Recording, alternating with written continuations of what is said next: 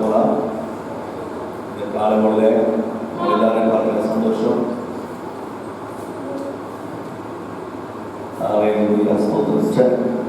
இன்றைக்கு நான் விதமாக யோசித்துக் கொண்டிருந்தேன். ஆண்டவர் தேவ ஜனத்திற்கு உபதேசங்களை நிறைய சொல்லிக்கிட்டே இருந்தா உபதேசங்கள் சுத்தமாகும். ஆனால் எல்லாமே நீங்கள் பூவும் பிஞ்சமாக இருக்கிறதுனால நானுக்கு உபதேசத்தை சொல்லி நிறைய காரியங்களை போட்டு அழுத்தாம உங்களுக்கு பேசிக் அடிப்படையான ஒரு சத்தியத்தை ஆமாம் அடிப்படையான ஒரு சத்தியத்தை உங்களுக்கு இந்த காலங்களில் பிரசவிக்கும்படி நான் கர்த்தரால் ஏவப்பட்டேன். அதனால் நான் அடிப்படையாக எனக்கு தேவையான ஒரு விஷயத்தை நான் உங்களுக்கு சொல்லிக் கொடுக்க போகிறேன். அல்லேலூயா. இயேசு கிறிஸ்து இந்த உலகத்தில் வந்ததுக்கு நோக்கம் இந்த உலகத்தில் இருக்கிற யூதர்களை ஆபிரகாமின் மக்களாக மாற்ற வேண்டும். இரண்டாவது, புறஜாதிகளாகிய உங்களையும் தேவனுடைய பிள்ளையாக மாற்ற வேண்டும். இந்த ரெண்டு காரியத்தை தான் இயேசு இந்த உலகத்தில் வந்த போது செய்தார். முதலாவது என்ன செய்தார்? யூதர்களை ஆபிரகாமின் மக்களாக மாற்றணும். இரண்டாவது, புறஜாதிகளாகிய உங்களையும் தேவனுடைய பிள்ளையாக மாற்ற வேண்டும். இந்த ரெண்டு காரியத்தை செய்யப்படித்தான் இயேசு இந்த உலகத்துக்கு வந்தார். ஆமென். அல்லேலூயா. இருக்கீங்களா? சரி. அப்படியானால் அதை குறித்த விஷயத்தை நாம் இப்பொழுது பார்ப்போம். யோவான் 8ஆம் அதிகாரம் 33ஆம் வசனம் 34 வசனம். யோவான் 8ஆம் அதிகாரம் திருப்புங்க. சத்தியத்தையும் அறிவீர்கள். 33 34. அவர்கள் அவருக்கு பிரதியுத்தரமாக, நாங்கள் ஆபிரகாமின் சந்ததியாக இருக்கிறோம். நாங்கள் ஒரு காலம் ஒருவருக்கும் அடிமைகளாய் இருக்கவில்லை. விடுதலையாவீர்கள் என்று நீர் எப்படி சொல்லுகிறீர் என்று. இயேசு கிறிஸ்துவிடத்துல ஆபிரகாமின் மக்கள் என்று அழைக்கப்பட்ட யூதரன் ஒருவன் கேள்வி கேட்கிறான். சொல்லுகிறான், என்ன சொல்லுகிறான்? நீர் அதாவது நாங்கள் ஆபிரகாமின் சந்ததியா இருக்கிறோம். நாங்க யாருடைய பிள்ளையா இருக்கோம்? ஆபிரகாமுடைய பிள்ளையாய் சந்ததியாய் இருக்கிறோம். அவனுடைய வம்சத்தான் ஆபிரகாமின் வம்சத்தான். அப்ப ஆபிரகாம் வம்சத்தான் ஆகிய நான் ஒருவனுக்கு இடையில அடிமை இல்லை. ஒருவனுக்கு நான் அடிமையே கிடையாது. அப்ப அடிமை இல்லாத ஒரு வம்சம் இருக்குமானால் அது ஆபிரகாமின் வம்சம் தான். அப்ப நாங்கள் அடிமை இல்லை செய்யல, எதுலையுமே அடிமை இல்லை. ஆனா நீர் என்ன சொல்லுகிறீர்? விடுதலையாக என்று சொல்லுகிறீர். சத்தியத்தை அறிவீர்கள், சத்தியங்களை விடுதலையாக கொண்டு என்ன செய்கிறேன் சொல்லுகிறேன். நாங்கள் எங்கே அடிமையாயிருந்தோம் விடுதலையாவதற்கு? அவன் கேட்கிற கேள்வி என்ன? நாங்கள் எங்கே அடிமையாயிருந்தோம் இப்பொழுது விடுதலையாவதற்கு. அவன் என்ன யோசிக்கிறேன்? என்ன சொல்றாங்க? நாங்கள் எங்க தேசத்தில் தான் வாழ்ந்துட்டு இருக்கோம், எங்க ஊர்ல தான் நாங்கள் குடியிருக்கிறோம், எங்களுக்கு ஆபிரகாமுக்கு என்று தேவன் அறிந்த இடத்துல தான் நாங்கள் செய்யலாம் வாழ்ந்துட்டு இருக்கிறோம். நாங்க இன்னொரு இடத்துல அடிமையாய் போனது கிடையாது. இல்ல, நாங்க ஏற்கனவே போயிட்டு வந்தாச்சு, முடிஞ்சு போச்சு. இப்போ போய் அடிமை இல்லாத காலத்துல போய் என்ன செய்யுது? நீ பாபிலோன் காலத்துல பேசியிருந்தாலும், பாபிலோன் அடிமையா இருந்த காலத்துல நீ பேசியிருந்தா கூட அது நியாயம் என்று சொல்லலாம். இப்போது நாங்கள் என்ன இல்லை, அடிமையா இல்லாத போது நீ என்ன செய்கிறீர்கள்? அடிமையா இருக்கிறேன்னு சொல்றீங்களே என்று சொல்லி அப்போ அவன் கேட்கிறான், இந்த கேள்வியை கேட்கிறான். நாங்கள் அடிமையா இருக்கவில்லை, அப்புறம் எப்படி நாங்கள் விடுதலையாகிறது என்று சொல்லி கேட்கிறார். அதுக்கு இயேசு என்ன பதில் சொல்லுகிறார்? 34ஆம் வசனத்துல அவருக்கு பிரயோஜனமாக, பாவம் செய்கிற எவனும் பாவத்துக்கு அடிமையா இருக்கிறான். அப்படியான இயேசு சொன்னதான கூற்று என்ன? பாவத்திற்கு அடிமையானவர்கள், அந்த பாவம் செய்கிற மனிதர்கள் தான் பாவத்துக்கு அடிமை என்று சொல்லுகிற அந்த வசனத்தை, அந்த வார்த்தையை அங்கே சொல்லுகிறார். அப்படியான ஆபிரகாமின் மக்கள் பாவம் செய்யாம வாழணும் அப்படிங்கிறது தான் யதார்த்தமான உண்மை. ஆமென். அப்போ ஒரு ஆபிரகாமுடைய பிள்ளை நீ சொன்னீங்கன்னா என்ன செய்யக்கூடாது? பாவம் செய்ய கூடாது. நீ ஆபிரகாமுடைய பிள்ளையா தான் என்ன செய்யக்கூடாது? பாவம் செய்ய கூடாது. அப்போ பாவம் செய்கிறதுனால நீ என்ன செய்ய? பாவத்துக்கு எப்படி இருக்க? அடிமையா இருக்க. பாவத்திற்கு அடிமையா இருக்கிற அடிமையா இருக்கிறீர்கள் என்பதை இயேசு சொல்கிறார். அவங்க என்ன புரிஞ்சுக்கிட்டாங்க? ஒரு நாட்டில் போய் அடிமையா இருக்கிறதை பற்றி என்ன செய்யறாங்க? தவறா புரிஞ்சுக்கிட்டாங்க. விளங்குதாவுக்கு ஆமென். அப்போ பாவத்துக்கு அடிமையா இருக்கிறாங்க அப்படின்னு சொன்னா இப்ப நான் என்ன சொல்லுகிறேன், அப்படி இருந்தாங்களா? யூதர்கள் பாவத்துக்கு அடிமையா இருந்தாங்களா என்று சொன்னா இருந்தாங்க. அதுக்கு நிறைய ஆதாரம் இருக்கிறது. 8ஆம் அதிகாரத்துல, இதே 8ஆம் அதிகாரத்துல பாவத்துக்கு அடிமையா இருந்தது குறித்த ஒரு தீர்ப்பு இருக்கிறது. என்ன செய்யறாங்க பாருங்க, என்ன பண்றாங்க? 9ஆம் வசனத்துல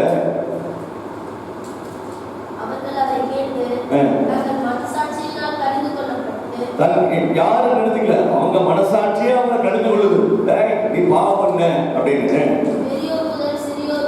அப்ப என்ன குரூப் அவங்க? அப்ப என்ன குரூப் அது?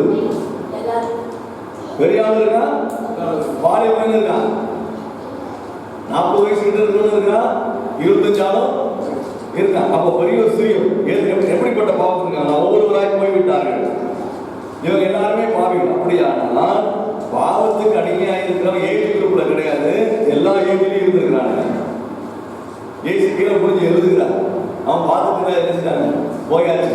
கையுமையுமாய் பிடிக்கப்பட்ட ஒரு உபச்சார ஸ்திரியை கொண்டு கல்லறிந்து கொண்டு பாவம் செய்கிறவன் என்ன செய்யக்கூடாது, இந்த தேசத்துல இருக்கக்கூடாது. இந்த தேசம் புனிதமான தேசம், பாவம் செய்கிற பெண் இருக்கக்கூடாது, மோசையின் பிரமாணம் சொல்லுகிறது என்று சொல்லி கல்லறிந்து கொள்வதற்கு எல்லாம் ஆயத்தமாகும் போது ஏன் சொல்கிறார், நீங்க பாவம் செய்கிற ஆளுநா இருக்கும்போது பாவத்துக்கு உட்படுத்தப்பட்டதா இருக்கக்கூடாதா? பாவம் செஞ்சவன் இருக்கியப்பா, புரியுதா உங்களுக்கு? அப்போ அவன் என்ன செய்யறான், பாவம் செஞ்சவன் தப்பிக்க பார்க்கிறான், பாவத்துக்கு உட்படுத்தப்பட்டவர்கள் என்ன செய்யறாங்க, கண்டிக்க பார்க்கிறாங்க. இது ஆபிரகாமுடைய பிள்ளைகளுக்கு உள்ள குணாதிசயம். இந்த குணாதிசயத்தை ஆண்டவர் கீழே உட்கார்ந்து எழுதின உடனே அவங்க மனசாட்சியை அவனை கண்டிக்குது. இயேசுநாதர் கண்டிக்கவில்லை, இயேசு அவனை குற்றப்படுத்தல, இயேசு அவனை கடிந்து கொள்ளவில்லை. ஆனா அவன் மனசாட்சி அவனை கடிந்து கொள்ளுது. டேய் நீ பாவி என்று சொல்லி அவன் கல்ல கீழே போட்டுட்டு மோசையின் பிரமாணத்தை நிறைவேற்றாமல் என்ன செய்து விட்டான், போய்விட்டான். அப்படியான மோசையின் பிரமாணத்தை நிறைவு செய்ய முடியாத பாவம் செய்திருக்கிற மக்கள் வாழ்ந்தாங்க. அப்பதான் சொல்றாரு, ஆபிரகாமின் மக்கள் எதுக்கு அடிமையா இருக்கிறீங்க, பாவத்துக்கு அடிமையா இருக்கிறீங்க. அப்ப சொல்றாரு, நீங்க பாவத்துக்கு அடிமையா இருக்கலாமா? ஆபிரகாமின் மக்கள் எது இருக்கக்கூடாது, பாவத்துக்கு அடிமையா இருக்கக்கூடாது என்று சொல்கிறார். அடுத்தது பாருங்க, 39ஆம் வசனம்.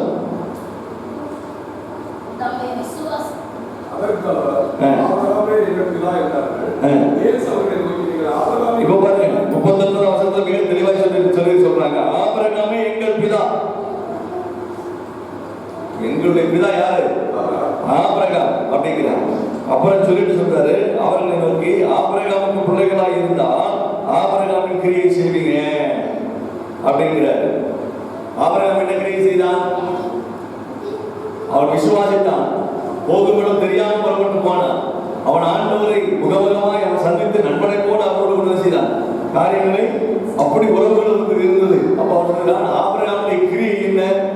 தன் ஏக சுதந்திர பாராமல் என்ன செய்தான், ஆண்டவருக்கு வழி செலுத்தினான். அப்படியானால் ஆபிரகாமுடைய விசுவாசத்தை விசுவாசிகளின் தகப்பன் என்ற பெயர் பெற்றார். அப்ப அந்த விசுவாசம் உங்களுக்கு என்ன செய்யும் இல்லையே? தேவனுக்கு கீழ்ப்படுதலும் இல்லை, விசுவாசிக்கிறதும் இல்லை, தேவனுக்கு அர்ப்பணிக்கிறதும் இல்லை, தேவனுக்கு கொடுக்கிறதும் இல்லை, தேவனுடைய காரியத்தில் என்ன செய்யும் உங்க எந்த ஈடுபாடும் உங்களுக்கு இல்லையே என்று சொல்லி இயேசு சொல்கிறார். அப்ப சொல்றாங்க, இப்ப பாருங்க 41ஆம் வசனத்துல, நீங்கள் உங்கள் பிதாவின் கிரியைகளை செய்வீர்கள், அதற்கு அவர்கள் நாங்கள் பேச்சுதலுக்காக வந்தவர்கள் அல்ல, ஒரே பிதாக்களுக்கு வந்து அவர் தேவன். அப்படியானால் இவங்க யாருடைய பிள்ளைன்னு சொல்றாங்க? தேவனுடைய பிள்ளை என்று சொல்கிறார். யாருடைய பிள்ளை? யாருடைய பிள்ளை? நாங்கள் தேவனுடைய பிள்ளை என்று ஆபிரகாமின் மக்கள் என்ன செய்றாங்க, சொல்றாங்க. யூதன் சொல்கிறான், நாங்கள் தேவனுடைய பிள்ளை, எங்களுக்கு ஒரே பிதா யெகோவா தேவன் தான், நாங்கள் அவருடைய சந்ததியா இருக்கிறோம், அவருடைய பிள்ளைகளா நாங்கள் என்ன செய்யறோம், நாங்க இருக்கோம், நாங்கள் தேவனுடைய பிள்ளைகள் என்று சொல்லி இங்க ஆபிரகாமின் மக்களாகிய யூதர்கள் சொல்றாங்க. ஆனா இயேசு கிறிஸ்து சொல்லுகிறார், பிதாவுடைய குமாரன் என்று சொன்னார், அல்லது நீங்கள் யெகோவா தேவனுடைய பிள்ளைகள் என்று சொன்னார். யெகோவா தேவன் என்னை அனுப்பியிருக்கிறார், பிதாவாகிய தேவன் என்னை அனுப்பியிருக்கிறார். அப்ப அனுப்பினவர் நீங்க என்ன செய்வீங்க, விசுவாசிப்பீங்க. நீங்க என்னை கொலை செய்ய தேடுறீங்களே, அப்படியானால் நீங்க யாரால்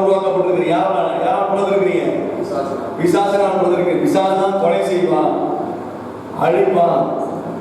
அதனால நீங்க யாரால உண்டாயிருக்கிறீங்க? பிசாசினால் உண்டாயிருக்கிறீங்க என்று சொல்லி இயேசு கிறிஸ்து அந்த யூதர்களுக்கு பதிலளிக்கிறார். ஆமென்.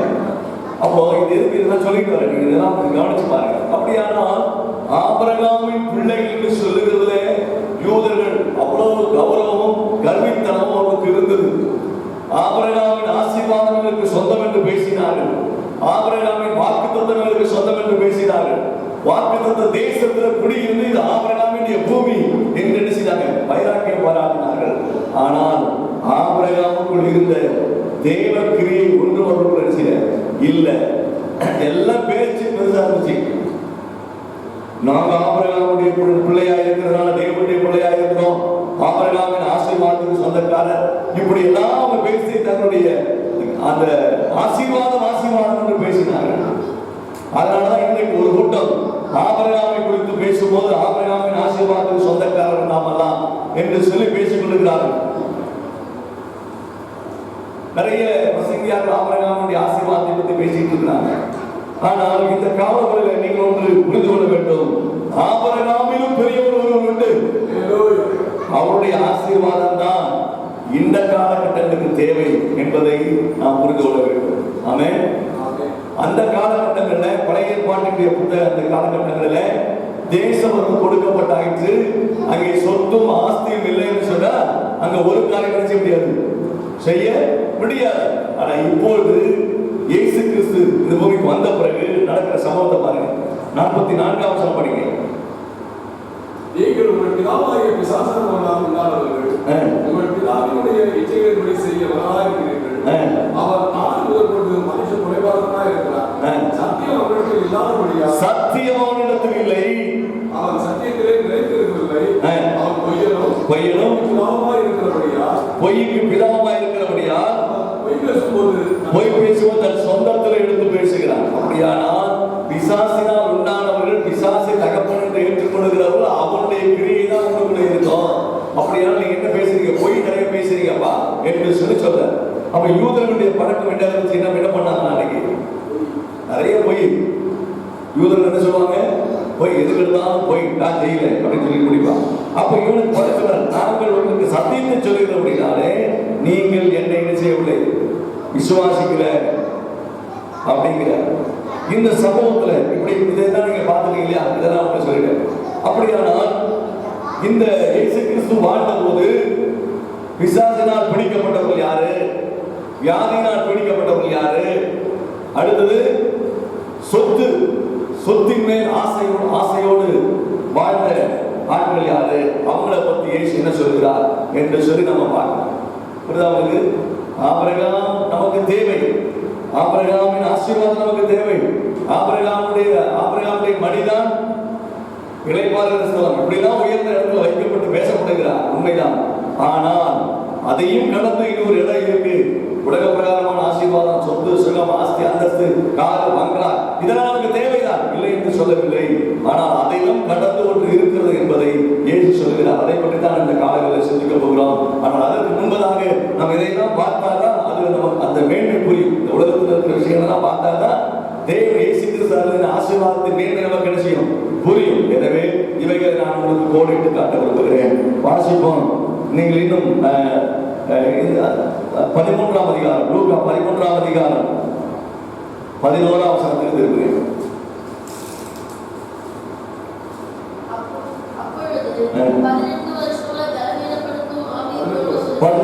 18 வருஷமாய் பலவீனப்படுத்தும் ஆவியை கொண்ட ஒரு ஸ்திரீ அங்கே இருந்தார். அப்படியானால் ஆபிரகாமின் மக்களுக்கு என்ன இருந்தது? என்ன வியாதி? என்ன எப்படி இருக்கு? 16ஆம் வசனம் படிச்சு பாருங்க. சாத்தான் என்ற வார்த்தை பயன்படுத்தப்பட்டிருக்கு. அப்படியானால் ஆபிரகாமின் மக்களுக்கு என்ன இருந்தது? வியாதியும் இருந்துச்சு, பேயும் முடிச்சிருந்துச்சு. ஆபிரகாமின் மக்களுக்கு என்ன இருந்துச்சு? சொல்லுங்க. வியாதியும் இருந்தது, பேயும் முடிச்சிருந்துச்சு. இந்த பேயினால் அந்த வியாதி விளங்குது அவங்களுக்கு ஏற்படுச்சு. ஆமென். அப்ப இயேசு கிறிஸ்து அந்த ஓய்வு நாளிலே அந்த 18 வருஷமாய் அதாவது 18 வருஷமாக நிமிர முடியாத பலவீனப்படுத்துகிற ஒரு இந்த கூலியை என்ன செய்தாரா?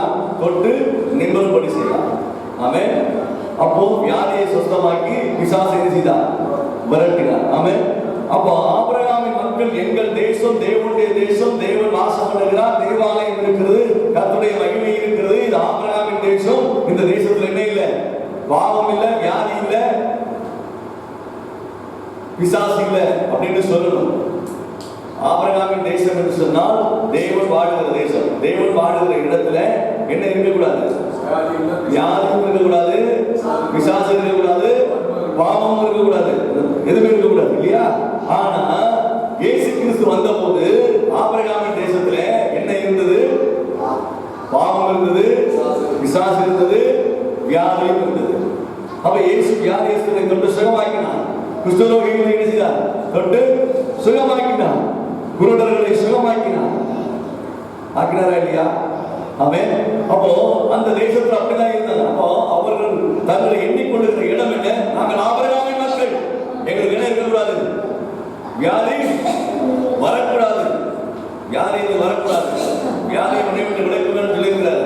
எனவே நம்ம தேசத்துல என்ன இல்லை? வியாதி இல்லை. அப்படிதான் சொல்லியிருக்கு அப்படின்றார். அடுத்த பிசாசனை செய்ய கிட்ட நம்ம தேசத்துக்குள்ள நுழைய முடியாது என்று சொல்லி பிசாசம் வர முடியாதுன்றாங்க. அப்போ இப்படிலாம் சொல்லிக் கொண்டிருந்த ஆபிரகாமின் மக்களுக்குள்ள பிசாசம் கிரியை செய்தான். வியாதியும் இருந்தது, தீராத நோய்களும் இருந்தது, தீராத பிரச்சனையும் அவர்களுக்கு இருந்தது. ஆமென். அப்போ ஆபிரகாமின் மக்களுக்கு சொல்லப்பட்ட உபதேசம் என்ன? எப்படி உபதேசித்திருந்தார்? பொருளாதாரத்தை பற்றி என்ன உபதேசித்தார்? பணத்தை குறித்து என்ன சொல்லிக் கொடுத்தார்? விளைச்சலை குறித்து என்ன சொல்லிக் கொடுத்தார்? அவனுடைய விளைச்சல், அவனுடைய விளைச்சலை குறித்து நீங்கள் ரூபின் புத்தகத்தில் வாசிச்சீங்கன்னா அவனுக்கு புரியும்.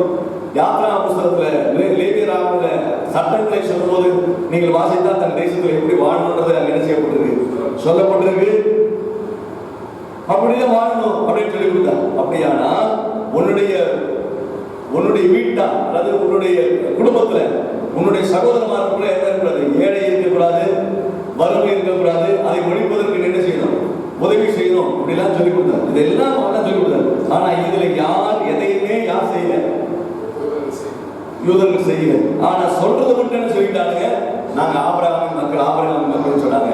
ஆனா ஆபிரகாமின் மக்களாக வியாதி இல்லாம, வறுமை இல்லாம, தேவனால் ஆளப்படுகிற தேசமாக இருக்க வேண்டிய யூத தேசம் இப்போது வியாதியினாலும் வறுமையினாலும் பாவத்தினாலும் இருக்கு நிறைந்திருக்கிறது. அதுக்கு உதாரணம் பைபிள்ல இருந்து சொல்ல மாதிரி ரூத்தின் புத்தகத்தை நீ வாசிக்கிற போது கர்த்தர் பெத்லகேமை சந்தித்து தேசத்தை சந்தித்து ஆகாரம் வழங்கினார் என்று கேள்விப்பட்டு மாமி, எந்த மாமி அவ? நகோமியும் அவருடைய அந்த நகோமி புறப்பட்டு மோவாப் தேசத்துக்கு என்ன செய்தார்? பெத்லகேமுக்கு வந்தார் என்று சொல்லி அங்க எழுதப்பட்டிருக்கும். அப்படியான கர்த்தர் தேசத்தை சந்தித்தால் ஆகாரம் கொடுப்பார். ஆமென். அல்லேலூயா. அப்படியானால் கர்த்தரால் சந்திக்கப்பட்ட தேசத்துல என்ன இல்லை? பஞ்சம் இல்ல, பசி இல்ல, பட்டினி இல்லை. அப்படி இருந்து கொண்டிருக்கிற இருக்க வேண்டிய தேசமானது இப்போது என்ன இருக்கு? வறுமை. பிச்சைக்காரன் இருக்கா? என்ன கேட்கிறான்? குருடன் என்ன கேட்கிறான்? குருடன் என்ன கேட்கிறான்? பிச்சை கேட்கிறான். தேவனால் ஆளப்படுகிற, தேவனால் போஷிக்கப்படுகிற தேசத்துல பிச்சைக்காரன் இருக்கான். குருடர்கள் பிச்சை எடுத்துட்டு இருந்தாங்க. 2 குருடர்கள் எரியோட உட்கார்ந்து பிச்சை கேட்டு இருந்தாங்க. அவங்க பார்த்து ஆண்டவர்கள், ஐயோ என்ன ஆபிரகாமின் தேசம் எப்படி இருக்கு? இப்போ என்னுடைய தேசம் பிச்சை எடுத்துட்டு இருக்கு என்று சொல்லி வேதனைப்பட்டார். அப்படின்னா இயேசு வந்ததின் நோக்கம் யூதேயா தேசம் என்பது ஆபிரகாமின் தேசம். ஆபிரகாமுக்கு வாக்கு பண்ணின தேசம், வாக்கு பண்ணின தேசத்திலே நான் கொடுத்த சட்டத்திட்டங்களை மறந்துட்டாங்க. இவர்கள் இப்போது யாரால் ஆளப்படுகிறார்கள்? பிசாசினால் ஆளப்படுகிறார்கள் என்று சொல்லி அந்த பிசாசின் வல்லமையிலும், பிசாசின் ஆளுகையிலும், பிசாசின் செய்கையிலும் இருக்கிற மக்களை விடுதலை கொள்ளும்படியாகத்தான் இயேசு கல்வாரிக்கு போனார். ஆமென். இது நடந்தது இல்லையா? அல்லேலூயா. அப்ப இந்த செய்தி நீங்க புரிந்து கொள்ளுங்க. நீங்கள் 19ஆம் அதிகாரத்தில் லூக்கா 19 இன்னும் நான் இயேசு நமக்கு கொடுத்த ஆசீர்வாதத்தை சொல்ல வரல, சொல்லணும். இது ஆபிரகாமின் தேசத்துக்கு மட்டும் சொல்லிட்டு லூக்கா 19:9-10 வசனங்கள். இயேசு அவரை நோக்கி, இன்றைக்கு இந்த வீட்டுக்கு ரட்சிப்பு வந்தது. இன்றைக்கு இந்த வீட்டுக்கு ரட்சிப்பு வந்தது. இவன் யாருங்க? ஆபிரகாம். இவன் யாரு? சகேயு யாரு? யாரு பிரஜாதி? எப்படி பிரஜாதி சொல்லுவீங்க? எப்படி பிரஜாதி சொல்லுவீங்க? அவன் வந்தது வரி வசூலிக்கிறவன். அவன் பிரஜாதி இல்லை, அவன் ஒரு யூதன் தான். அவனுக்கு யூதன் தான். சொல்லும்போது சொல்லுவாங்க பிரஜாதி கூட சில பிரசங்கித்திருப்பான். இல்லை இல்லை, அவன் வந்து யூதன். ஆனா என்ன, ரோம அரசாங்கத்திலிருந்து வரி வசூலிப்பதற்காக அதிகாரம் பெற்றவன், வரி வசூலிக்கிறவன். அப்ப இவன் என்ன செய்யறான்? என்ன நடக்குது படிக்கிட்டு இயேசு அவரை நோக்கி, இன்றைக்கு இந்த வீட்டுக்கு ரட்சிப்பு வந்தது. இன்றைக்கு அப்படியானால் ஒரு யூத தேசத்துல குடியிருக்கிற ஒரு யூதனுடைய வீட்டுல என்ன இல்லை? என்ன இல்லை? அப்ப ஒரு வீட்டுல ரட்சிப்பு இல்லைன்னா தேசத்துல என்ன இல்லை? என்ன இல்ல? ஒரு வீட்டுல என்ன என்னது? புரியுதா உங்களுக்கு? அப்ப தேசத்துக்கு ரட்சிப்பு வரும்னா வீட்டுல ரட்சிப்பு இருந்தாலும் தேசத்துக்கு ரட்சிப்பு போகும். அப்ப சொல்றாரு, இந்த வீட்டுக்கு ரட்சிப்பு வந்தது. ஆமென். அப்படியானால் இயேசு எந்த வீட்டுக்கு போனாரோ அந்த வீட்டுக்கு வந்தது ரட்சிப்பு வந்தது. அப்ப இயேசு எந்த தேசத்துக்கு போனாரோ அந்த தேசத்துக்கு என்ன வரும்? ரட்சிப்பு வரும். இயேசு இந்த வீரபாண்டி நகர் ரெட்டிவல்ஸுக்கு வந்திருக்கிறார்னா, சுவிசேஷம் வந்திருக்குன்னா இந்த ஊருக்கு என்ன வந்திருக்கணும்? ரட்சிப்பு வந்திருக்கு, மருந்து வந்துருச்சு. ஆனா என்ன செய்யணும்? இப்போ கிரியை செய்ய வேண்டும். ஆமென். அல்லேலூயா. இப்போ புரியுதா உங்களுக்கு? அடுத்த வசனம் படிங்க. என்ன லேட்டா இருக்கு? ரட்சிப்பு வந்தது. இவனும் ஆபிரகாமுக்கு குமாரனாக இருக்கிறான். இவனும் ஆபிரகாமுக்கு குமாரனாக இருக்கிறான். அப்படி இவன் இது நாள் வரையிலும் என்ன இல்லை? ஆபிரகாமின் குமாரன் என்று சொல்லிக் கொண்டாலும், ஆபிரகாமுடைய குமாரன் என்று எண்ணிக்கொண்டாலும், ஆபிரகாமுடைய ஆசீர்வாதத்துக்கு சொந்தக்காரன் என்று பேசி வாய்ப்பிலே என்ன சாதித்தாலும், ஆபிரகாமின் குமாரனாகிறதுக்கு ஒரு குவாலிஃபிகேஷன் இருக்கு. அது யாரா? இயேசுநாதர் நமக்குள் வந்தாரா? இயேசு நம்மில் வந்தாரா ஆபிரகாமின் பிள்ளையாக இருக்க முடியும், இருக்க முடியும். எழுத்தின்படி நீ ஆபிரகாமுக்கு வம்சத்தானா இருந்தா கூட இயேசு வாழ்க்கையில் வந்தாதான் நீ ஆபிரகாமுடைய பிள்ளையாக இருக்க முடியும், மாற முடியும் என்கிற சத்தியத்தை சகேயுக்கு சொல்லுகிறார். ஆமென். வணங்குதா? இருக்கீங்களா? அப்போ ஆபிரகாமின் பிள்ளையா இப்போ சகேயு என்ன மாறிட்டார்? யாரா மாறிட்டாரு? ஆபிரகாமுடைய பிள்ளையா மாறிட்டார். இப்ப ஆபிரகாமின் பிள்ளை செய்ய வேண்டிய காரியம் என்ன? தேசம் யாருடைய தேசம்?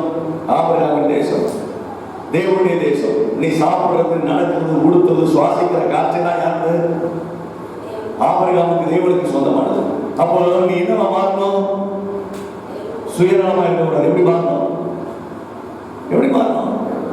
தேவனுடைய பிள்ளையா மாறணும். அப்ப தேவனுடைய பிள்ளை எப்படி இருப்பான்? தேவன் எப்படிப்பட்ட சுயநலக்காரனா?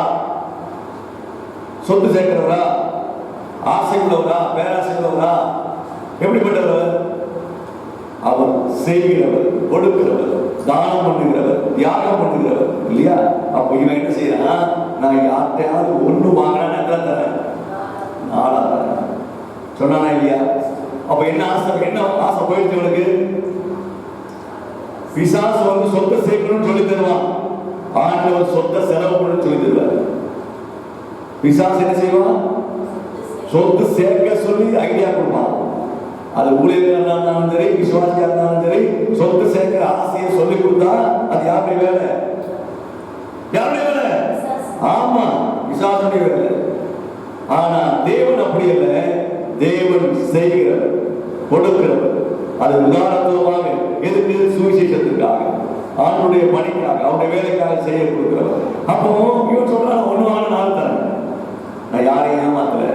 அப்படியானா என்ன சொல்ல? அவன் ஏமாத்தாமலே வாழ்ந்துருக்கான். ஒன்று வாங்கினா தரேன்றால. அப்ப என்ன வாங்கலாது? அநியாயமா என்ன செய்யல? அநியாயமா வாங்கல.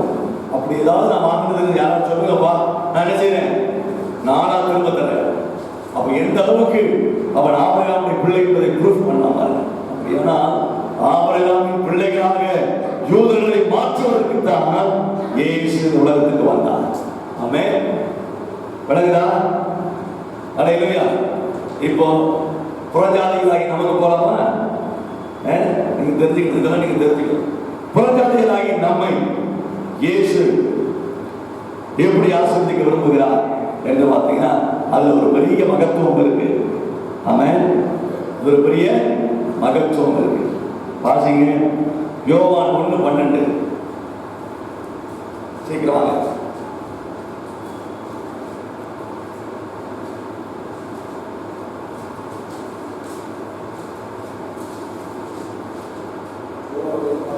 ஆமா யோவான் 1:12 சீக்கிரம்.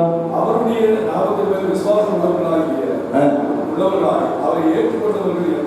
அவரை ஏற்றுக்கொண்டவர்கள் எத்தனை பேர்களோ அத்தனை பேர்களும் தேவனுடைய பிள்ளையாகும்படி அவர்களுக்கு அதிகாரம் கொடுத்தார். அல்லேலூயா, அல்லேலூயா. அப்ப இயேசு கிறிஸ்துவை விசுவாசித்தால் போதும் நீங்க யாருடைய பிள்ளையாயிருக்கீங்க? யாருடைய பிள்ளையா மாறுவோம்? தேவனுடைய பிள்ளையா மாறும். யாருடைய பிள்ளை? அப்போ ஆபிரகாமின் மக்களாக பிறந்தானா யூதர்களை நம்ம மாற்றணும். தேவனுடைய பிள்ளையா வர முடியும். அதுலயும் தேவன் கொடுத்த கிரியைப்படியா ஜீவிக்கணும்.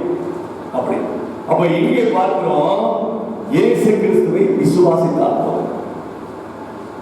இது பிறப்பின் அடிப்படையில் அல்ல, விசுவாசத்தின் அடிப்படையில் வருகிறது. ஆமென். அப்போ யார் விசுவாசிக்கணும்? யார் விசுவாசிக்கணும்? அங்க என்ன போட்டிருக்கு? படிச்சதுக்கு சொல்லுங்கம்மா. என்ன போட்டிருக்கு? 12வது படிக்க திரும்ப. அவருடைய நாமத்தின் மேல் விசுவாசம் உள்ளவர்களாகிய எவருடைய நாமம்? இயேசு கிறிஸ்து நாமத்தை விசுவாசித்தா போதும். இயேசுவை விசுவாசித்தா போதும். இயேசு எனக்காய் மரித்தார், அடக்கம் பண்ணப்பட்டார், 3ஆம் நாள் உயிர் தெழுந்தார் என்று நீ விசுவாசிப்பாயானால் அந்த விசுவாசம் தான் உன்னை தேவனுடைய பிள்ளையாய் மாற்றும். ஆமென். அப்போ இந்த தேவனுடைய பிள்ளையாய் மாறினவர்கள் 11-14 படிங்க. அவர்கள் ரத்தத்தினாலாவது மாம்ச சித்தத்தினாலாவது புருஷனுடைய சித்தத்தினாலாவது பிறவாமல் யாரால் பிறந்திருக்கிறோம்? தேவனாலே பிறந்திருக்கிறோம். ஆமென். அல்லேலூயா. அப்ப சொல்றார் புருஷனுடைய சித்தம் கிடையாது, மாம்சத்தினால கிடையாது, ரத்தத்தினால கிடையாது. யாரால் பிறந்திருக்கிறோம்? தேவனாலே பிறந்திருக்கிறோம். அப்ப தேவனால் பிறந்திருக்கிற அந்த பிறப்பை இயேசுவை விசுவாசிக்கிறாங்க. அல்லேலூயா. அப்போ நீங்க தேவனுடைய பிள்ளையா? நீங்க தேவனுடைய பிள்ளைகளா? அந்த கேள்விக்கு பதில் சொல்லுங்க. ஆமென். ஆமென். அவர்கள் என்ன சொல்ல பார்க்கலாம்? அப்ப தேவனுடைய பிள்ளைகள் அப்படின்னா ஆபிரகாமுடைய பிள்ளைக்கு என்ன கிடைச்சிச்சு? ஆபிரகாமுடைய பிள்ளைகளுக்கு என்ன ஆசீர்வாதம் வச்சாரு? உங்க பிள்ளைக்கு நீங்க என்ன வச்சிருக்கீங்க? உங்க பிள்ளைகளுக்கு என்ன வைக்க போறீங்க? சொல்லுவீங்கல்ல, என்ன வைப்பீங்க? அதெல்லாம் படிக்கணும் சார். ஒரு வீடு ஒன்று வாங்கி வைக்கணும் சார். கஷ்டப்படாம இருக்கணும். பொம்பளை பிள்ளையா இருந்தா நல்லா கல்யாணம் பண்ணி வச்சு நல்லா பாடத்தை பார்க்கணும். பையனா இருந்தா அவனை படிக்க வச்சு நல்லா உத்தியோகத்தை வச்சு இதான தகப்பட்டு இருக்கையும் இருக்கீங்களா? இதான தகப்பட்டு இருக்கு. அப்போ ஆண்டவர் யூதர்களை அல்லது ஆபிரகாமை அழைத்து ஆபிரகாமின் ஆசீர்வாதத்தை உட்படுத்துகிறார். என்னுடைய ஆசீர்வாதம், என்னுடைய ஆசீர்வாதம். அப்போ ஆபிரகாமுடைய ஆசீர்வாதம் என்ன? எது ஆபிரகாமுடைய ஆசீர்வாதம்? எது ஆபிரகாமுடைய ஆசீர்வாதம்?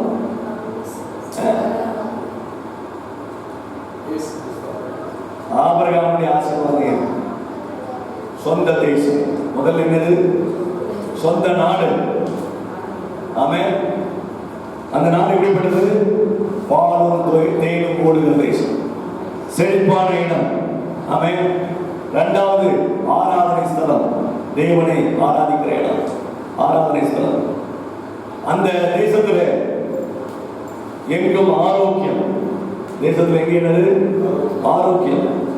அந்த தேசம் தேவனால் ஆளப்பட்டது. தேவன் போஷித்தார், ஒரு நன்மை குறைபடாமல் பாதுகாத்தார். அப்ப ஆபிரகாமுடைய பிள்ளையா பிறக்கிறது என்னன்னு கேட்டீங்கன்னா, இந்த பூமிக்குரிய அனைத்து ஆசீர்வாதத்திலும் உயர்ந்த இடத்தில் இருப்பதுதான் ஆபிரகாமின் ஆசீர்வாதம். ஆமென். அதனால இன்னைக்கு நிறைய பேர் ஆபிரகாமின் ஆசீர்வாதத்தை தான் பெருசா பேசிட்டு இருப்பாங்க. ஆனால் வேதம் என்ன சொல்கிறது? ஆபிரகாமிலும் பெரியவர் இயேசு கிறிஸ்து. அல்லேலூயா. 8ஆம் அதிகாரம் யோவான் 8:58 படி. அதற்கு இயேசு ஆபிரகாம் உண்டாவதற்கு முன்னமே நான் இருக்கிறேன் என்று மெய்யாகவே மெய்யாகவே உங்களுக்கு சொல்லுகிறேன் என்றார். அப்பொழுது அவர் படி கண்களை எடுத்துக்கொண்டார்கள். இயேசு மறைந்து அவர்கள் தேவாலயத்தில் இல்ல 53ஆம் படி. எங்கள் பிதாவாய ஆபிரகாமிலே பெரியவனோ, ஆமா, அப்படியானால் பெரியவனோ என்று இருக்கிறார். அவர் மரித்தார். தீர்க்கதரிசிகள் மரித்தார்கள். நீ எப்படிப்பட்டவனாக இருக்கிறாய் என்றார்கள். நீ எப்படிப்பட்டவனாக இருக்கிற? அப்ப ஆபிரகாமின் பெரியவனாக இருந்தா நீ செத்து இருக்கணும். இப்ப செத்து திரும்ப வந்த. ஆபிரகாமுக்கு முன்னாடியே நீ இருந்திருந்தா செத்து திரும்ப எப்படி வந்த? இறந்திருக்கணுமே. அப்படி இறந்திருந்தா நீ மனுஷனா வந்திருக்கிய, மனுஷனா இருக்கிய, ஆவியா தெரியலையே, மனுஷனா வந்திருக்கிய. அப்ப ஆபிரகாமுக்கு முன்னாடி இருந்தேன்னு சொல்றிய. ஒருவேளை பைத்தியம் பிடிச்சா, இது பேய் பிடிச்சிருக்கா? இப்படி யோசிக்கிறாங்க. ஆனால் இயேசு கிறிஸ்து பிரயோஜனமாக என்னை நானே மகிமைப்படுத்தினால் அந்த மகிமை வீணாக இருக்கும். என் பிதா என்னை மகிமைப்படுத்துகிறவர், அவரை உங்கள் தேவன் என்று நீங்கள் சொல்லுகிறீர்கள். ஆயினும் நீங்கள் அவரை அறியவில்லை. ஆமா, நான் அவரை அறிந்திருக்கிறேன். அவரை அறியேன் என்று சொல்லுகிறார்கள். அவரை போல நான் பொய்யனா இருப்பேன். அவரை நான் அறிந்து அவருடைய வார்த்தையை கைக்கொண்டிருக்கிறேன். உங்கள் பிதாவாய ஆபிரகாம் என்னுடைய நாளை காண ஆசையாக இருந்தார். கண்டு களி கூர்ந்தான். ஆமென். எப்ப கண்டு களி கூர்ந்தான்? ஆண்டுடைய நாளை எப்ப கண்டான்? என்னைக்கு மோரியா மலைக்கு ஈசாக்கு அழைச்சிட்டு பலிக்கு போனானோ, அங்கே ஒரு ஆடு இருந்துச்சு, அதை எடுத்து பலி செலுத்தி என்று சொல்லி பலி செலுத்தினானோ, அப்போது யாருடைய நாளை கண்டான்? இயேசு கிறிஸ்துவின் நாளை கண்டு விட்டான். அப்படியானால் ஆபிரகாமிலும் பெரியவர் இயேசு கிறிஸ்து என்ற சத்தியத்தை இயேசுவே சொல்லித் தருகிறார். ஆமென். அப்படியானால் ஆபிரகாமிலும் பெரியவர் யாரு? சொல்லுங்க, இயேசு கிறிஸ்து. அல்லேலூயா. அப்ப ஆபிரகாமிலும் பெரியவராக இயேசு கிறிஸ்து அவருடைய பிள்ளைகளாக உங்களை மாற்றி வைத்திருக்கிறார். அல்லேலூயா. அப்படியானால் யூதர்களுக்கு நம்மதான் சீனியர். யூதர்களுக்கு சீனியர் யாருப்பார்? நம்மதான். ஆமென். ஆபிரகாமுக்கும் பெரியவர் இயேசு கிறிஸ்துன்னா அவருடைய பிள்ளைகள் நீங்களும் நானும். அப்படியானால் ஆபிரகாமுக்கு பெரியவர் என்று சொன்ன அவருடைய வம்சத்தில் நம்ம இருக்கிறதுனால ஆபிரகாமுடைய மக்களுக்கு சீனியர் யார் தான்? நம்ம தான். விளங்குதப்போ? அல்லேலூயா. விளங்குதா இல்லையா? புரிஞ்சா வேலையில சொல்லு. அல்லேலூயா. சரி, அப்ப என்ன பார்க்கிறோம்? சரியா நீங்க புரிந்து கொள்கிறோம். ஆபிரகாமின் ஆசீர்வாதத்தை காட்டிலும் இயேசு கிறிஸ்துவின் ஆசீர்வாதம் மிகவும் உன்னதமானது என்பதை நான் உங்களுக்கு மேற்கோள் காட்ட விரும்புகிறேன். மிக தெளிவாயிருக்கு. இயேசு கிறிஸ்துவை விசுவாசிக்கிறவன் அவருடைய பிள்ளையாக. அவருடைய பிள்ளையானா அவருக்கு என்னென்ன சொத்து இருக்கோ அது யாருக்கு பங்குண்டு? எப்படி ஆபிரகாமுடைய சொத்து யூதர்களுக்கு சொந்தமோ அது போல தெய்வத்துடைய சொத்து பிதாவுடைய சொத்துல யாருக்கு சொந்தம்? நமக்கு சொந்தம். ஆமென். ஆபிரகாமுடைய தேசத்திலே பாலும் தேவன் ஓடினது அது யாருக்கு சொந்தமா இருந்தது? யூதர்களுக்கு சொந்தமா இருக்குது. அப்ப இயேசு கிறிஸ்துவுடைய பிள்ளைகளாக இருக்கிற தேவனுடைய பிள்ளைகளாக இருக்கிற உங்களுக்கு இருக்கும் தேவனுடைய ராஜ்யத்தில் இருக்கிற அத்தனை ஐஸ்வர்யத்திற்கும் பங்காளிகள் யாரு? நாம தான். இருக்கீங்களா? ஆமென். அல்லேலூயா. அப்போ தேவனுடைய ஐஸ்வர்யத்துக்கு சொந்தக்காரமாக தேவனுடைய ஐஸ்வர்யத்தின் பங்காளிகளாக கர்த்தர் உங்களை என்னை வைத்திருக்கிறார். அப்போ என்ன ஐஸ்வர்யம் தேவன் இருக்கு? பாலும் தேவன் ஓடுகிறதா? பாலும் தேவன் ஓடுகிறது மட்டும் போதுமா? உன் வீட்டுல பாலா ஓடுது, தேனா ஓடுது, தயிரா ஓடுது போதுமா? அது ஒரு ஆசீர்வாதமா? அது குப்பை. பவுல் சொல்லுகிறான், அவைகளை நஷ்டமும் குப்பையும் என்று எண்ணுகிறேன். அப்ப எதையா தேவனுடைய ஆசீர்வாதம் எது? தேவனுடைய ஆசீர்வாதம் எது? அதைத்தான் சொல்றார் இயேசு கிறிஸ்து. நானும் பிதாவும் ஒன்றாய் இருக்கிறோம். என்னில் நீங்கள் ஒன்றாய் இருக்க வேண்டும் என்று சொல்கிறார். அவர் சொல்றாரு, வாசிக்கின்ற வசனத்தில் பலகான விஷயத்தை இவர் சொல்றார்.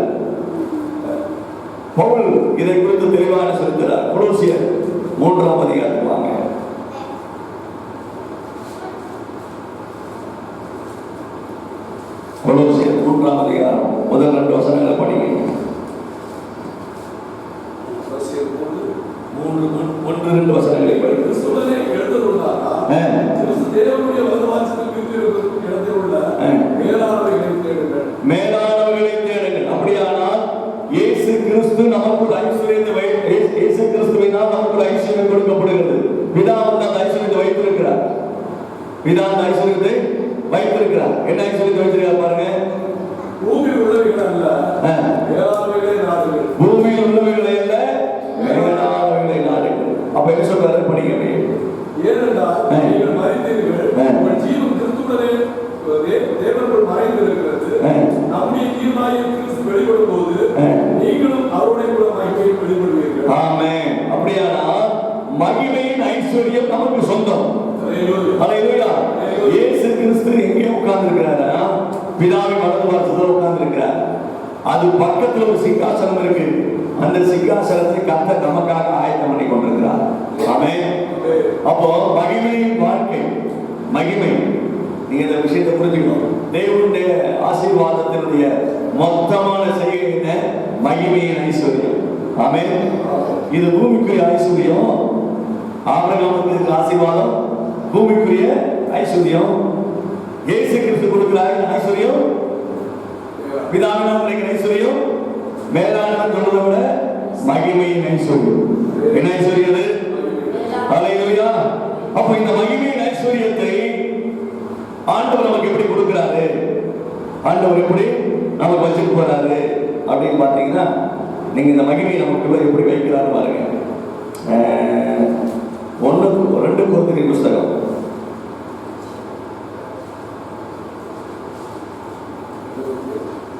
4:7 பாருங்க. இந்த மகத்துவமுள்ள வல்லமை அல்லது வல்லமை உங்களால் எங்களால் உண்டாயிராமல் தேவனால் உண்டாயிருக்கிறது விளங்கும்படி இந்த பொக்கிஷத்தை, அப்ப தேவன் நம்முடைய மகிமையின் ஐஸ்வர்யமாகிய பொக்கிஷத்தை எங்க வச்சிருக்காரா? மண்பாண்டம். யாரு? நீங்க தான் அந்த மண்பாண்டம். நீங்க தான் பொக்கிஷத்தை எங்க வைப்பீங்க?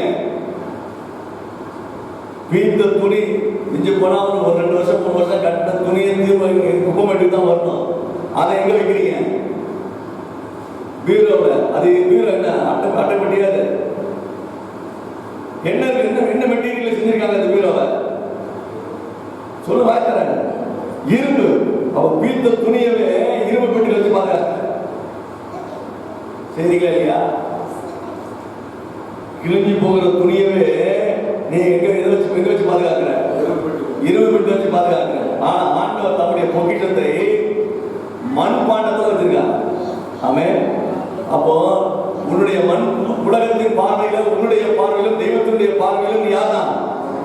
மண்ணு. ஏன்னா அவன் உன்னை மண்ணினால் உருவாக்கினான்.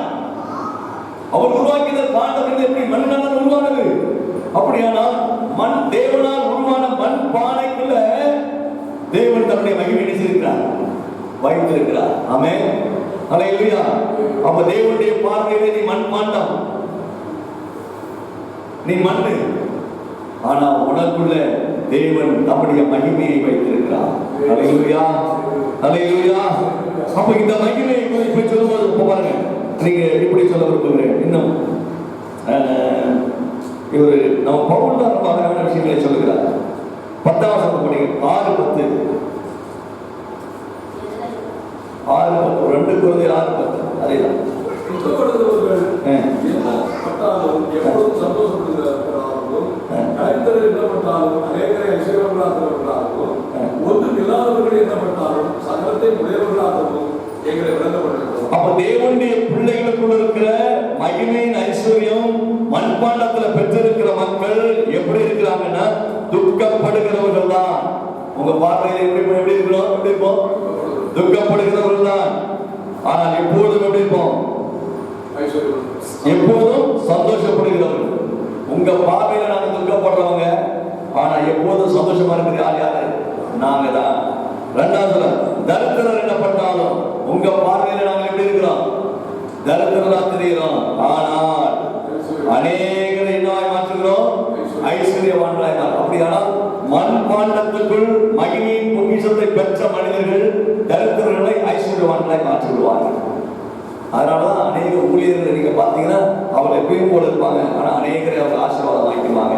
நல்ல விசுவாசிகள் இருந்தாங்க, ஆவிக்குரிய நல்ல விசுவாசிகள் வளர்ந்து அபிஷேகத்துல நிரம்பி நல்ல ஆவியில ஜெபம் பண்ணுகிற ஆட்கள் பாருங்க, தரித்திரப்பட்டவனை தான் மாத்திடுவானுங்க, ஐஸ்வர்யவான்களாக மாத்திடுவாங்க. அப்ப கர்த்தர் இந்த உலகத்தில் இருக்கிற தரித்திரர்களையும் இந்த உலகத்தில் இருக்கிற சந்தோஷமாக இருக்கிறவர்களையும் எப்பொழுதும் சந்தோஷத்துக்குள்ளேயும் ஐஸ்வர்யத்துக்குள்ளேயும் ஆசீர்வாதத்துக்குள்ளேயும் நடத்துகிற பாக்கியம் யாருக்கு உண்டு? தேவனுடைய பிள்ளைகளுக்கு. அப்ப ஆபிரகாமின் பிள்ளைகள் என்று அழைக்கப்பட்ட தேவனுடைய பிள்ளைகள் மற்றவர்கள் என்னவாய் மாத்தல? ஐஸ்வர்யமானாய் மாத்தல, மறிவு செலுத்தி உட்கார்ந்துருக்காங்க. ஆனா நான் வரியும் வட்டியும் நினைச்சு கூடாது, வசூலிக்க கூடாது. நாம் தரித்திரர்களை ஆசீர்வதிக்கிறவர்களா இருக்க வேண்டும். அதுதான் தேவனுடைய பிள்ளை. அல்லேலூயா. அடுத்தது, நம்முடைய தேசத்துக்குள்ள என்ன இருக்கக்கூடாதுன்னா வியாதி இருக்கக்கூடாது. என்ன இருக்கக்கூடாது? என்ன இருக்கக்கூடாது? அந்த வியாதி பிசாசினால் வரக்கூடாது. கிளைமேட் சேஞ்ச் வரும், தொண்டை கட்டுது, சளி இருக்கு, அது கிளைமேட் சேஞ்ச். புரியுதா உங்களுக்கு?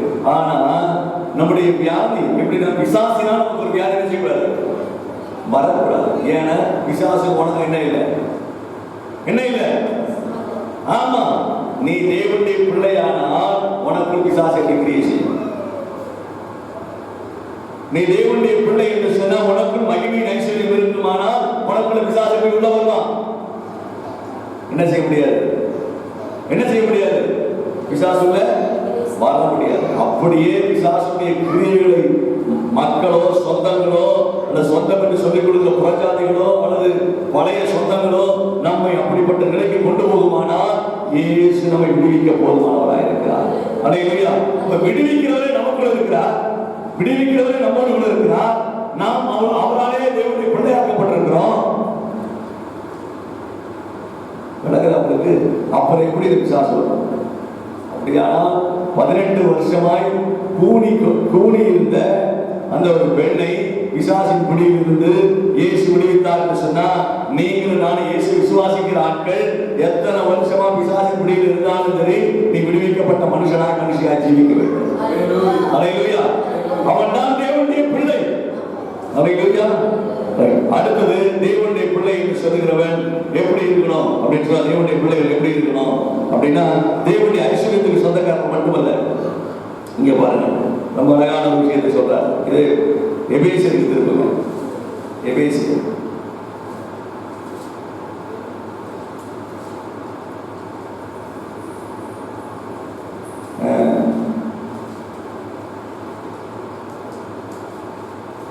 14 1:14.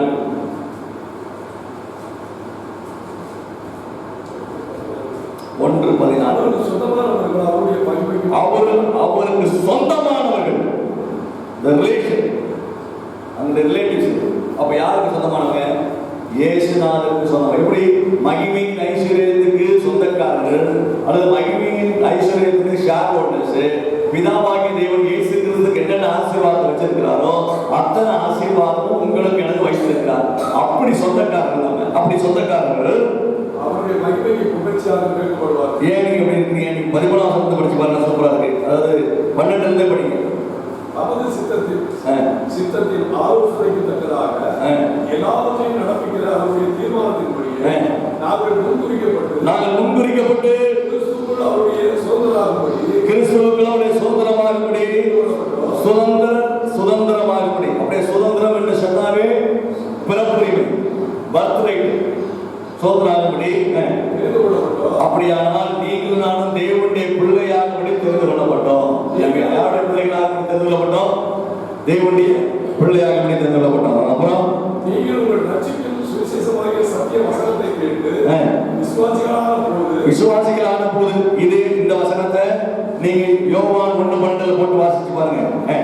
வாக்குத்தத்தம் பண்ணப்பட்ட பரிசுத்த ஆவியால் அவருக்குள் உத்தரவிடப்பட்டது. அப்ப என்ன போட்டுக்கணும்? என்ன போட்டுக்கணும்? அந்த பொருள் மேல என்ன போட்டுக்கணும்? எனக்கு அவனுக்கு என்ன போட்டுக்கணும்? பரிசுத்த ஆவியானவர் என்ன செய்யப்பட்டிருக்கணும்? என்ன போட்டிருக்கணும்? அப்போ இந்த பொருள் யாருக்கு சொந்தம்? யாருக்கு சொந்தம்? தேவனுக்கு சொந்தம். அப்ப தேவனுக்கு சொந்தம்னா அந்த பொருள் மேல பரிசுத்த ஆவியின் முத்திரை போட்டிருக்கணும். அப்ப பரிசுத்த ஆவி பெறாதவங்களா? முத்திரை போடாத. முத்திரை போடாம யாருக்கு சொந்தம் இல்லை? தேவனுக்கு. அப்ப தேவனுடைய பிள்ளை என்று சொன்னா பரிசுத்த ஆவியின் அபிஷேகம் பெற்றிருக்கணும், வரத்தை பெற்றிருக்கணும். ஆமென். அதை பெறாத பட்சத்துல நீங்க யாரும் இல்லை. சர்ச்சைக்கு வரலாம் போலாம், ஆனா தேவனுடைய ஆசீர்வாதத்தை வர முடியாது. அவ பரிசுத்த ஆவியானவரை பெற்றுக்கலாம். அப்புறம் பாருங்க, முத்திரை போடப்பட்டிருக்கலே, அவருக்கு சொந்தம். முத்திரை போட்டுனா சொந்தமாயிடுச்சு. சொந்தமானவர்கள்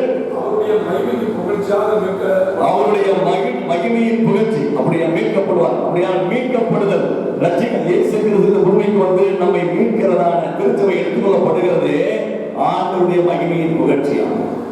ஆமென்.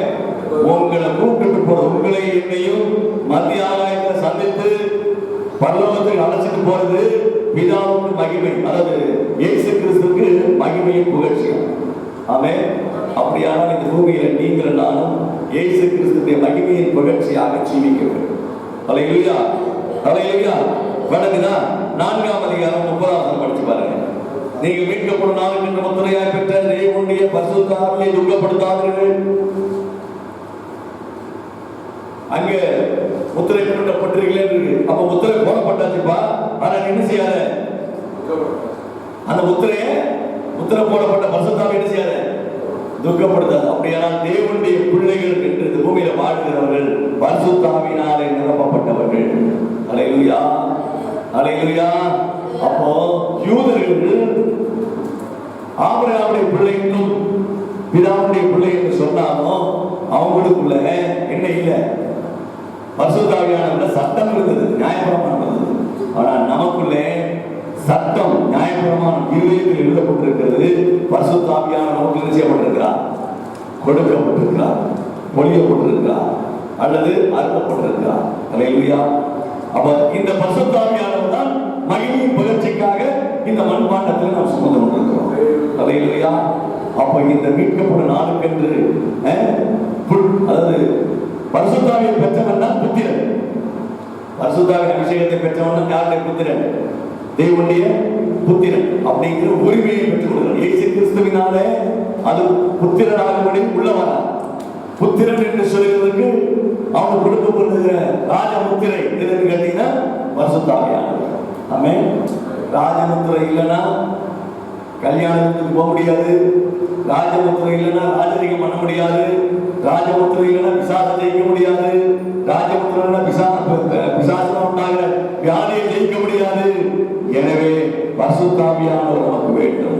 பரிசுத்த ஆவியானுடைய முத்திரை நமக்கு வேண்டும். எனவே இயேசு கிறிஸ்து என்று சொல்லுகிற அவர் விசுவாசிக்கிற அவர் ஆபிரகாமிலும் பெரியவர். உங்களுக்கு எனக்கும் ஒரு ஆழமான ஆசீர்வாதத்தை வைத்து போயிருக்கிறார். எனவே ஆபிரகாமிலும் பெரியவர் நம்முடைய இயேசு கிறிஸ்து. ஹல்லேலூயா. அப்ப ஆபிரகாமின் ஆசீர்வாதம் நமக்கு என்ன செய்யப்பட்டிருக்கு? வைக்கப்பட்டிருக்கு. ஹல்லேலூயா, ஹல்லேலூயா. அடுத்தது ஒரு வசனத்தை வாசித்து நாம் முடிக்கலாம். இப்படி சொல்ல வாசிக்க கொலோசியருக்கு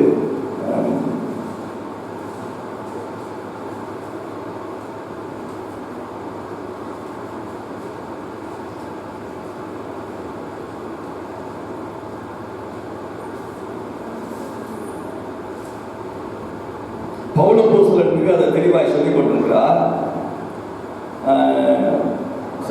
பிலிப்பியர் 3ஆம் அதிகாரத்திற்கு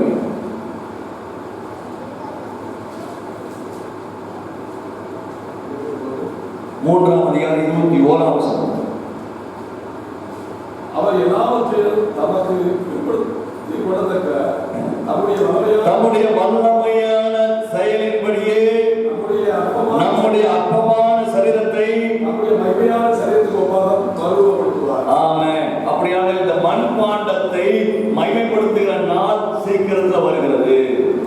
ஹல்லேலூயா. அப்படியானால் ஆபிரகாமின் மக்கள் மகிமைப்படவில்லை, ஆனால் கிறிஸ்துவினால் தேவனுடைய பிள்ளையாக்கப்பட்ட நீங்களும் நானும் மகிமையாக்கப்படுகிறோம். ஹல்லேலூயா. இந்த மண்பாண்டம் ஒரு நாள் என்ன செய்யப்படும்? மகிமையாக்கப்படும். அந்த சத்தியத்துக்கு தான் ஆண்டவர் உங்களை என்னையும் இந்த திருச்சபையை வைத்திருக்கிறார். எனவே கர்த்தருடைய பிள்ளையே, இந்த காலை ஆராதனை வேளையில உங்கள் இருதயம் ஆபிரகாமின் மக்களை காட்டிலும் இயேசு கிறிஸ்து ஆபிரகாமிலும் பெரியவர். அவர் கொடுத்திருக்கிற ஆசீர்வாதத்தின் உன்னத ஆசீர்வாதத்தின் நன்மை என்னன்னா, அவர் உங்களை வியாதி இல்லாம காப்பார், அவர் உங்களுக்கு வறுமை இல்லாம காப்பாரு. பிசாசு உங்களை கண்டு பயப்படும், நீங்க பிசாசை நினைச்ச வேண்டாம், பயப்பட வேண்டிய அவசியம் இல்லை. பிசாசின் பிடியிலாக நீங்க வியாதிப்பட மாட்டீங்க. கர்த்தர் அப்படி விடவே மாட்டார். இப்படிப்பட்ட ஆசீர்வாதத்தை கர்த்தர் வைத்திருக்கிறார். பொக்கிஷம் என்று சொன்னா மகிமையின் ஐஸ்வர்யத்தை மண்பாண்டத்திலே நாம் பெற்றிருக்கிறோம். தேவனுடைய அனைத்து ஐஸ்வர்யத்திற்கும் சொந்தக்காரர்கள் நீங்கள் நானும் தான். எனவே இந்த மண்பாண்டம் மகிமை அடைய போகிறது. அந்த மகிமை அடைகிற நாட்களுக்காக நாம் நினைச்சிடும் காத்துட்டு இருக்கிறோம். ஒரு நாள் இயேசு வருவார். மத்திய ஆகாயத்துல நாம் ஒரு இமைப்பொழுது இந்த மண்பாண்டத்தை தூர எரிஞ்சிட்டு இல்லது மண்பாண்டத்தை மகிமையாக்கி கொண்டு மகிமைக்குள்ள மனுஷோம் பிரவேசிப்போம். எனவே இப்படிப்பட்ட உன்னத ஆசீர்வாதத்தை தேவன் வைத்திருக்க, பூமிக்குரிய ஆசீர்வாதத்தை நினைச்சு பணம் காசு பணம் காசு பணம் காசு காசு பங்களான்னு நினைச்சு மகிமை இழந்து விடாதீங்க. அவைகள் குப்பைகள் தான். சில நேரத்தில் குப்பை நம்ம வச்சுக்கிறார் வழி. அவைகள் என்னது? குப்பை தான். ஆனா இந்த ஊர்ல இருக்கிறது கூட நமக்கு தேவைப்படுது. ஏன்னா ரத்தமும் மாம்சமும் வலியும் வேதனையும் இருக்கும். இந்த ஊர்ல நம்ம வாழ்றவங்க இந்த காற்று சுவாசிக்கணும், இந்த ஊர்ல இருக்கிறவங்க நம்ம சாப்பிடணும், செலவு பண்ணணும். எனவே இவர்கள் வைத்திருக்கிற குப்பையை வைத்து தான் இவங்க என்ன செய்யணும்? சமாளிக்கணும். எனவே இந்த குப்பை தேவை, இதுவரைக்கும் தேவை, இந்த சரீரம் மகிழ்ச்சி அடைகிற வரைக்கும் தேவை. அதுக்கு பிறகு நமக்கு கிடையாது, உபயோகப்படாது. எனவே நீங்க இருந்தாலும் ஆபிரகாமிலும் பெரியவருக்கு சொந்தக்காரர்கள். அல்லேலூயா, அல்லேலூயா. இந்த ஆசீர்வாதத்தினால உங்களையும் உங்களுடைய குடும்பங்களையும் நிரப்புவாராக. திருச்சபைக்குள் இந்த ஆசீர்வாதத்தை கர்த்தர் வைப்பாராக. இந்த பிலிப்பியர் 3ஆம் அதிகாரத்தில் சொல்லுகிறார், அவருக்காக எல்லாவற்றையும் நஷ்டம் என்று விட்டு குப்பையாக எண்ணுகிறேன் என்று 3:11 சொல்லுகிறார். எனவே கிறிஸ்துவுக்குள்ளே தன்னை திடப்படுத்திக் கொண்டு மகிமையின் ஐஸ்வர்யத்திற்கு சொந்தக்காரராக நம்மை உருமாற்றிக் கொண்டு கர்த்தருக்காக ஜீவனம் பண்ணும். கர்த்தர் நம்மை ஆசீர்வதிப்பார். ஜெபம் பண்ணுவோமா? தலைகளை வணங்கி ஆண்டவரை நோக்கி பார்ப்போம். அல்லேலூயா. நன்றி செலுத்துகிறோம். எங்களை நேசிக்கிற நல்ல ஆண்டவரே, இந்த அருமையான காலை வேளைக்காய் ஸ்தோத்திரம். இந்த ஆராதனை வேளையிலே உங்களுடைய மக்களுக்கு எதை பிரசங்கிக்கும்படி இடையாளர்களை கட்டளை அவளை பிரசங்கித்திருக்கிறேன். நாங்கள் ஆபிரகாமின் பெரியவரான இயேசு கிறிஸ்துவை விசுவாசித்து தேவனுடைய பிள்ளை என்ற அந்தஸ்தை பெற்றோம். ஆபிரகாமுடைய பிள்ளைகளுக்கு நாங்கள் முன்னோடிகள். புறஜாதிகளாகிய நாங்கள் ஆபிரகாமிலும் பெரியவராக இருக்கிற நம்முடைய மகிமையின் ஐஸ்வர்யத்திற்கு எங்களை பங்காளிகளாக உருவாக்க நீர் எங்களை கல்வாரி சிலுவையில் பெற்றெடுத்தீர் ஆண்டவரே. அதற்காக நன்றி செலுத்துகிறோம். இந்த காலவெளியில இந்த ஆபிரகாமின் ஆசீர்வாதமும் இயேசு கிறிஸ்துவின் மகிமையின் ஐஸ்வர்யமும் எங்களுடைய வாழ்க்கையில் உண்டாகட்டும். தீங்குக்கும் சத்துருக்கும் சாசி உடைக்கவும் ஆபிரகாமின் ஆசீர்வாதம் வேண்டும். ஆபிரகாமுடைய பிள்ளைகள் தான் நாங்களும். எங்களை நீ மாற்றிருக்கிறீர். அதை காட்டிலும் இயேசு கிறிஸ்து விசுவாசிக்கிறதுனால, ஆபிரகாமிலும் பெரியவராக விசுவாசிக்கிறதுனால நாங்கள் தேவனுடைய பிள்ளைகளாக சுவிகாரம் பெற்றிருக்கிறோம். நீங்கள் சுவிகாரத்தில் எடுத்திருக்கிறீர்கள். எனவே அந்த மகிமையின் ஐஸ்வர்யம் இந்த மண்பாண்டத்தில் சுமந்திருக்கிறோம். ஒரு நாள் இந்த மண்பாண்டத்தை இந்த பூமியிலே மகிமைக்குரியவராய் மாற்றிக்கொண்டு உம்மை நோக்கி நாங்கள் வந்து விடுவோம். அந்த நித்திய நம்பிக்கையில் வைத்திருக்கிறேன். இந்த பூமியில் நாங்கள் இருக்கிறவரை சுகமாக, ஆசீர்வாதமாக, பிசாசின் பிடியில் சிக்காதவர்களாக, வியாதிகளை தொடாதபடி எல்லா உலகிலும் தேவனுடைய பிள்ளைகள் தேவனால் போஷிக்கப்படுகிறவர்களாக, தேவனால் நடத்தப்படுகிற மக்களாக, தேவனால் பராமரிக்கப்படுகிற மக்களாக எங்களை வைக்க உங்களுடைய கரத்தில் அர்ப்பணிக்கிறோம். ஒரு குடும்ப நாமத்தை மயம் இயேசு நாமத்தில் எடுக்கிறோம். நல்ல பிதாவே, என் ஆத்துமாவே கர்த்தரை ஸ்தோத்திரி, என்னோட பரிசுத்த நாமத்தை ஸ்தோத்திரி. என் ஆத்துமாவே கர்த்தரை ஸ்தோத்திரி. கர்த்தர் செய்த சகல உபகாரங்களுக்காக ஆசீர்வாதத்தை பெற்றுக்கொள்வோம். நம்முடைய பிதாவாகிய தேவனுடைய அன்பும் நம்முடைய கர்த்தராகிய இயேசு கிறிஸ்துவின் கிருபையும் சமாதானமும் பரிசுத்த ஆவியானவருடைய அன்பின் ஐக்கியமும் பாதுகாப்போம். நாம் அனைவரோடும் உலகத்தில் சகல வசந்தோம் கர்த்தரோடு உலகம் நீங்காது இருப்பதாக. அல்லேலூயா, அல்லேலூயா, அல்லேலூயா.